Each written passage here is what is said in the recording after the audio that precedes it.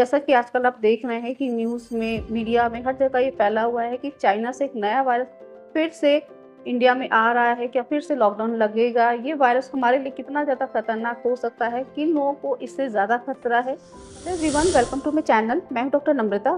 Friends, आज का video आप सभी के लिए बहुत ज़्यादा इंपॉर्टेंट होने वाला है, क्योंकि आज के इस वीडियो में मैं आप सभी से एक बहुत ही इंपॉर्टेंट टॉपिक के बारे में बात करने जा रही हूँ। आज के इस वीडियो में मैं आप सभी से बात करूंगी ह्यूमन मेटान्यूमो वायरस के बारे में, HMPV वायरस के बारे में, जिसका इन्फेक्शन आजकल काफ़ी ज़्यादा देखने को मिल रहा है। तो कोविड-19 के 5 सालों के बाद फिर से चाइना से एक नया वायरस पूरे वर्ल्ड में फैल रहा है। अभी रिसेंटली इंडिया में ही से कुछ केसेस भी डिटेक्ट हुए हैं। ये कोई नया वायरस नहीं है, 300 साल पहले ही ये डायग्नोज हो चुका था और इसके केसेस 2001 में डायग्नोज्ड हुए थे। तो ये वायरस हमारे लिए कितना ज़्यादा खतरनाक हो सकता है, इसके क्या क्या लक्षण आपकी बॉडी में देखने को मिलेंगे, किन लोगों को ज़्यादा इससे खतरा है, क्या क्या इसके लक्षण होते हैं, ये कोविड-19 के वायरस, कोरोना वायरस से कितना ज़्यादा डेंजरस हो सकता है, ये हमको कितना हार्म पहुंचा सकता है, इसके लक्षण कैसे होते हैं, इसको कैसे प्रिवेंट कर सकते हैं और इसकी डायग्नोसिस क्या होती है। साथ ही साथ आप सभी से मैं कुछ होम्योपैथी की मेडिसिन के बारे में बात करूँगी, जिसको आप एज अ प्रिवेंटिव मेडिसिन की तरीके से अगर यूज़ करेंगे तो आप इस वायरस के इन्फेक्शन से अपने आप को और अपनी पूरी फैमिली को बचा सकते हैं। तो ये वीडियो आप सभी के लिए बहुत ज़्यादा इन्फॉर्मेटिव है, तो एंड तक ज़रूर देखिए। चलिए वीडियो को शुरू कर लेते हैं। लेकिन उससे पहले आप सभी से मेरी रिक्वेस्ट है, अगर आप पहली बार मेरा वीडियो देख रहे हैं और आपने तक चैनल को सब्सक्राइब नहीं किया, चैनल को जरूर सब्सक्राइब कर ले, साथ में जो बेल आइकन दिया उसे भी प्रेस कर ले, जिससे कि आने वाले वीडियो की नोटिफिकेशन आपको मिलती रहे। तो चलिए बात कर लेते हैं इस नए वायरस के बारे में, जिसका नाम है ह्यूमन मेटान्यूमो वायरस, HMPV वायरस, जो कि कोई नया वायरस नहीं है। ये ऑलरेडी डायग्नोज हो चुका था, 2001 में ही से केसेस डिटेक्ट हुए थे। ये जो HMPV वायरस, ये कॉमन कोल्ड ग्रुप के ही वायरस की फैमिली को ही बिलोंग करता है। तो इसके जो लक्षण होते हैं नॉर्मल फ्लू के जैसे ही लक्षण होते हैं, लेकिन कुछ डिफ्रेंशिएशन होता है, जिसके बारे में आप सभी से मैं बात करूंगी। तो इसके जो लक्षण होते हैं नॉर्मल फ्लू जैसे लक्षण होते हैं, जैसे कि रनी नोज होता है और साथ में इसमें कफ देखने को आपको मिलेगी, आपको फीवर देखने को मिलेगा, बॉडी एक देखने को मिलेगा।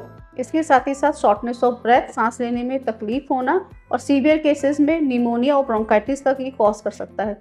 किन किन लोगों को ज़्यादा खतरा है इस वायरस से? तो जो 5 वर्ष से छोटे उम्र के जो बच्चे हैं उनको ज़्यादा खतरा हो सकता है, और 65 ईयर्स के अबव बुजुर्गों को अफेक्ट करता है। और जिन लोगों की इम्यूनिटी पुअर होती है, जैसे कि अस्थमेटिक पेशेंट हो गए, या ऐसे कि डायबिटिक पेशेंट्स को, ऐसे पेशेंट जिनको अस्थमा की प्रॉब्लम है, या फिर ऐसे पेशेंट जो क्रोनिक इलनेस से सफ़रर हैं, काफ़ी टाइम से बीमार चल रहे हैं, जिनकी इम्यूनिटी पुअर होती है, उनको ये वायरस ज़्यादा अफेक्ट करता है। सीवियर केसेस में ये जो वायरस है, ये निमोनिया, ब्रोंकाइटिस कॉज कर सकता है, शॉर्टनेस ऑफ ब्रेथ कॉज कर सकता है। तो आपको अवेयर रहने की बहुत ज़्यादा ज़रूरत है। तो अब बात कर लेते हैं कि इसके प्रिवेंशन के बारे में।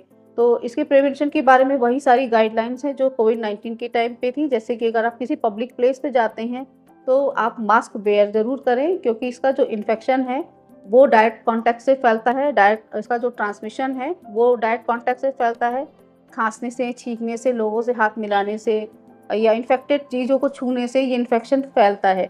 तो इसीलिए ज़रूरी है कि आप जब किसी पब्लिक प्लेस पे जाएँ तो मास्क को वेयर करें। कोशिश करें कि भीड़ को आप अवॉइड करें, हाथ को प्रॉपर सैनिटाइज करें और समय समय पर अपने हाथ को वॉश करें, और घर का बना ताज़ा फ्रेश खाना खाएं, पानी ज़्यादा से ज़्यादा पिएं, और आपकी जो ऑलरेडी मेडिसिन चल रही है उनको भी आप लेते रहें। और अगर आपकी बॉडी में लक्षण देखने को मिलते हैं तो ऐसे केसेस में आप डॉक्टर से परामर्श भी कर सकते हैं। अब तो इसके ट्रीटमेंट के बारे में बात कर लेते हैं। इसका ट्रीटमेंट क्या है? तो फिलहाल अभी तक इसका कोई ट्रीटमेंट अवेलेबल नहीं है, कोई मेडिकेशंस अवेलेबल नहीं है, वैक्सीन भी इसकी प्रिपेयर नहीं की गई हैं। तो इसीलिए प्रिवेंशन बहुत ज़्यादा ज़रूरी है, इसका बचाव बहुत ज़्यादा ज़रूरी है और अवेयरनेस होना बहुत ज़्यादा ज़रूरी है। घर में किसी को सर्दी, खांसी, जुकाम की समस्या है तो उसको आप थोड़ा सा आइसोलेट रखें। बाहर निकल रहे हैं तो मास्क वेयर करके निकलें, हाथों को प्रॉपर सैनिटाइज करते रहें।